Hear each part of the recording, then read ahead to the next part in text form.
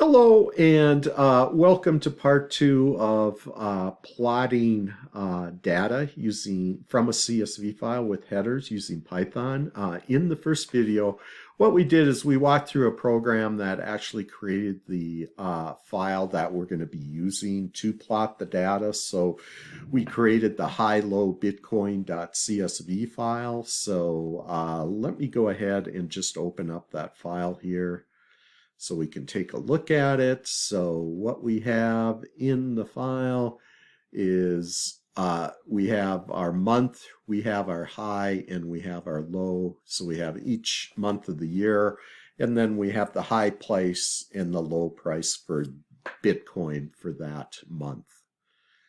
So we have that CSV file. So now what we're going to do is we're going to plot the data from that CSV file. So let me just go ahead and open up our program. So what we have here, first thing we're going to do is we're going to go ahead and import our pyplot as plot from our matplotlib library or module. We're going to import CSV, and we're going to import pathlib, the path. So the first thing we need to do is we need the path to the CSV file that we're going to be reading from. So again, it's in my home folder, and the name of the file is called highlowbitcoin.csv. And then the next thing we need to do is we need to create three lists, and those lists are going to go ahead and store the data from the CSV file. We're going to have a months list, we're going to have a highs list, and we're going to have a lows list. So after we've created those empty lists, what we're going to do is we're going to go ahead and create our file object. So we'll call the open function in read mode. We're going to use encoding of UTF-8. And then we'll go ahead and we'll create our reader object, a myFileReader. And then after we've created that myFileReader object, we're going to go ahead and go to next. So that is, we're going to skip reading the header row. So that skips reading because we don't need the header information. And then what we're going to do is we're going to iterate through the rest of myFileReader, pulling out the month, the high, and the low values. So after we go ahead and we pull out the information for the month, high and low for each row, we're going to go ahead and append that information to the empty lists that we've created for our months, highs, and lows. And the one thing we're doing for both our high and low, we're going to go ahead and convert that data to a float so we can go ahead and plot it numerically. So what this will do, this line of code, that'll go ahead, read all the information from the file that we need to plot. So now we're going to get into the code for plotting the data. So the first thing we're going to do is we're going to go ahead and create a specific figure size. So it's going to be 12 inches by 5 inches, so 12 inches along the x-axis and 5 inches along the y-axis. I came through this by just doing some experimentation to make sure that the graph displayed nicely for the user. So what we need to do next is we need to go ahead. I think I forgot to actually cover what we want in our plot. So the high price should be plotted using the color blue and the low price using the color red. We must include a legend that shows the color used for the high and low price plots. The plot must include a title, and the y-axis and x-axis must include labels. So let's go back into our code. So on lines 24 and 25, we're plotting the highs and lows, one line for the highs and one line for the lows. So our color is blue for our highs and red for our lows.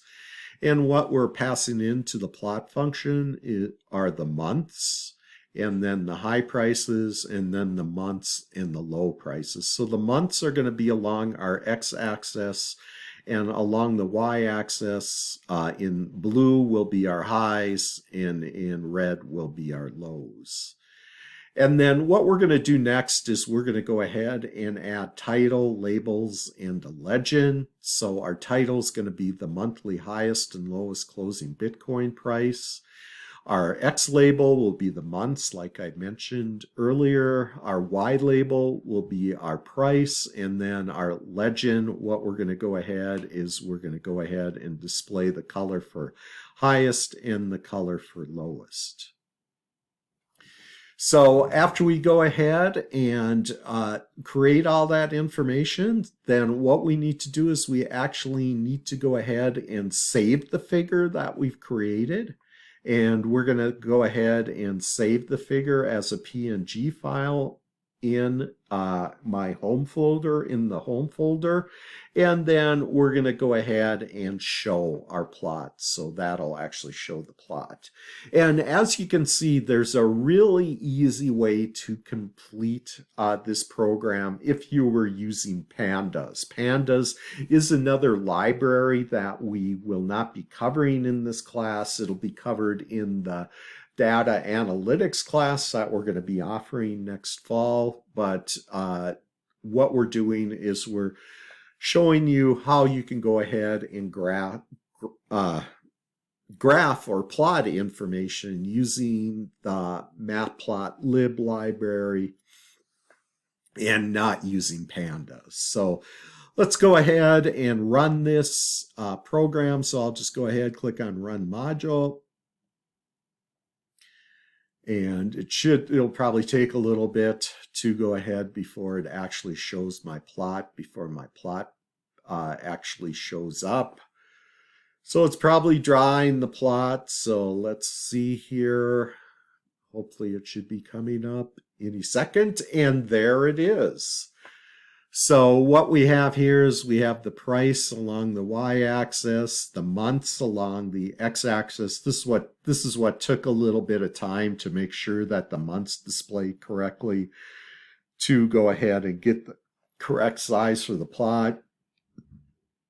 And you can see the high price for the month and the low price for the month.